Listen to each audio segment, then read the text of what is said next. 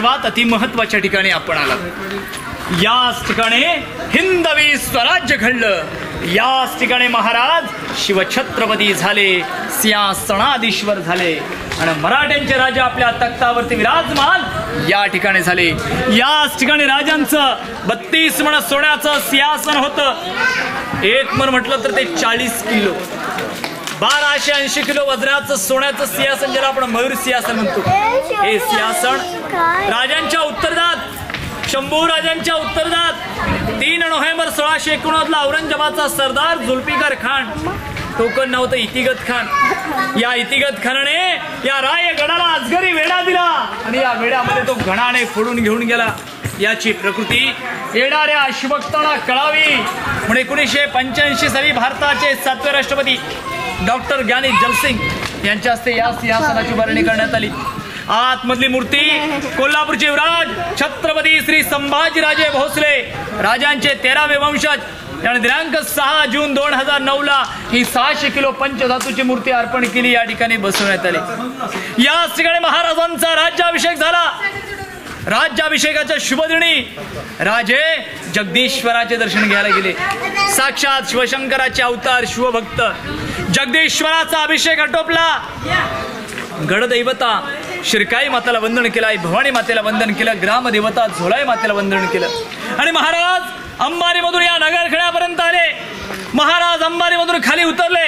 7 सुवासन राजांची वाळणी केली. महाराजांनी वाळणी स्वीकारली. राजांची पावले या सिंहासनाने निघालेली आहेत. हातामध्ये तलवार, गळ्यामध्ये कवड्यांच्या माळा, डोक्यावरती जिरडोप, कपाली चंद्रकोर, या रुद्धार देखणे महाराजांचा प्रवेश या सिंहासनाच्या पायऱ्यापर्यंत येऊन थांबला. महाराज सिंहासनाची ती पहिली पायरी चढले. नजर त्या 32 सोन्याच्या सोनजडी सिंहासनावर पडली. नजर भरलेल्या रयतेवरती पडली. नजर तानाजी मालुसरेंच्या वीरपत्नीवरती पडली आणि आऊसाहेबांना महाराज काय म्हणाले असतील की आऊसाहेब या स्वराज्याची ही पहिली पायरी चढतो तो माझा ताणा, आधी लगीन कोंढाण्याचं मगच माझ्या रायबाचं असा म्हणणारा माझा जीवाभावाचा बालपणीचा सवंगडी ताणा आज या आनंदाच्या क्षणाला, आज या सुवर्णाच्या क्षणाला या राज दरबारमध्ये उपस्थित नाहीये. या हिंदवी स्वराज्याच्या निर्मितीसाठी त्यांनी आपल्या प्राणाचं बलिदान दिलं. पण हिंदवी स्वराज्याच्या पहिल्या पायरीला नाव तानाजी मालुसरे. स्वराज्याची ती दुसरी पायरी चढत असताना राजाला बाजी प्रभू देशपांडेंची आठवण होते. महाराज आपण जाणे खिंड आम्ही जाती लढतो. महाराज लाख मेले तरी चालतील पण या लाखाचा पोशिंदा जगला पाहिजे. राजा जोपर्यंत या बाजीच्या शरीरामध्ये अखेरचा श्वास शिल्लक राहील तोपर्यंत ही घोर खिंड लढली जाईल. राजे आपण विशालगडावरती पोहोचल्यानंतर 2 तोफेचे आवाज द्या राजे. आणि तोपर्यंत बाजी लढला. बाजी स्वराज्यासाठी लढला आणि अखेरकार बाजीने आपला श्रेय सोडला. त्या ठिकाणी देह सोडला. स्वराज्यासाठी बाजीने आपला देह सोडला. स्वराज्याची ती तिसरी पायरी चढत असताना मुरारबाजी देशपांडेंची आठवण होते. पुरंदराच्या लढाईमध्ये शरीरापासून मुंडक अलग झालं तरी दोन्ही हाताने तलवार घेऊन लढणारे माझे मुरारबाजी देशपांडे. शत्रूने पाहिल्यानंतर शत्रू काय म्हणाला असेल, या अल्लाह या आदमी है या शैतान है, बिना मुंडक्याचे लढत होते हो. स्वराज्याची ती चौथी पायरी चढत असताना सर सेनापती प्रतापराव गुजरांची आठवण होते. महाराजांना बहिलोल खानाला अभयदान दिलं होतं प्रतापरावांनी. बातमी राजांच्या कानावरती कळाली की प्रतापरावांनी बहिलोल खानाला अभयदान दिलं. राजाने पत्र पाठवलं प्रतापरावांना, प्रतापराव आम्ही तर तुम्हाला सरदार म्हणून पाठवलं होतं पण तुम्ही तर तिथं पाटीलकी निवडली. अहो अभयदान दिलेला बहिलोल खान पुन्हा या स्वराज्यावरती चाल करून येतो नाही तो गप्पा. आणि तसंच घडलं. अभयदान दिलेला बहिलोल खान 15,000ची सैन्य घेऊन पुन्हा स्वराज्यावरती चाल करून आला होता. बातमी प्रतापरावांना लागली. प्रतापरावाने आपले निवडक सरदार घेतले आणि मग वेडात मराठे वीर दौडले 7. 15,000 विरुद्ध 7 फक्त. एका एकाने 300 यांना मारलं आणि स्वराज्याचा सरसेनापती त्या ठिकाणी मारला गेला. राज्याभिषेकाला अवघे दिवस होते. 3 महिने शिल्लक असताना स्वराज्याचा सरसेनापती मारला गेला. स्वराज्याची ती 5वी पायरी चढत असताना महाराजांना शिवा काशीदांची आठवण होते. महाराज जन्माला जरी मी शिवाकाशीत म्हणून आलो असेल तरी मरताना या शरीरावर छत्रपती श्री शिवरायांचे वस्त्र घालून मरेल, यापेक्षा मृत्यू काय असणार आहे. म्हणून हसत हसत मृत्यूच्या दारामध्ये जाणार माझा शिवाकाशीत बाजी पासरकर.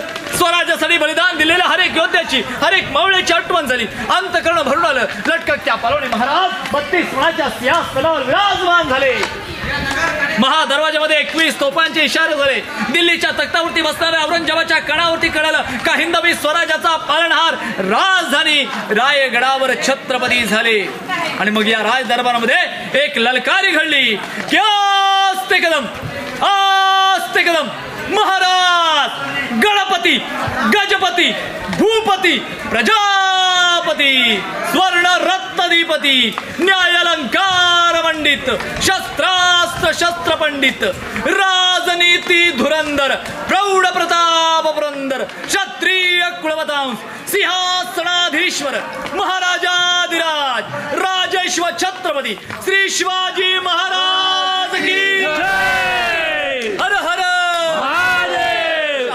शिवरायांचा शिवराज्याभिषेक सोहळा या राजधानी रायगडावरती संपन्न झाला. म्हणून म्हणतात ना की झुकल्या वाकल्या गर्विष्ठपणा या शिवमंदिरी जीवनात आला तर एकदा तरी रायगडी येणं भाग आहे. राज्याभिषेकाचं छायाचित्र प्रत्येक मराठी माणसाच्या, प्रत्येक हिंदूच्या घरी असलंच पाहिजे, बरोबर ना. आणि नसेल तरी आवर्जून रायगडावरून गेल्यानंतर राज्याभिषेकाचं छायाचित्र प्रत्येकाने आपल्या घरामध्ये बसवलं पाहिजे. त्यामध्ये एक इंग्रज वकील याच राजदरबारामध्ये दिसतो. आपली कॅप काढून राजांना मानाचा मुजरा करताना दिसतो. त्याचं नाव असतं हेनरी ऑक्झेंडर. त्या हेनरीला प्रश्न पडला की मी तर 2 पायाचा मनुष्य, माझी गडावरती दमछाक झाली, मग शिवाजी राजे अंबारीमधून इथं आले कसे काय, म्हणजे हत्ती गडावर आलाच कसे. राजाने काय केलं तर बरं का, हत्तींची पिल्लं ही पालखीमध्ये गडावर आणली, त्यांचं पालन पोषण केलं आणि मोठे करून त्यांचा राज्याभिषेकासाठी उपयोग केला. कारण की राजांची दूरदृष्टी होती, लहानाचं मोठं होतं का मोठ्याचं लहान होतं.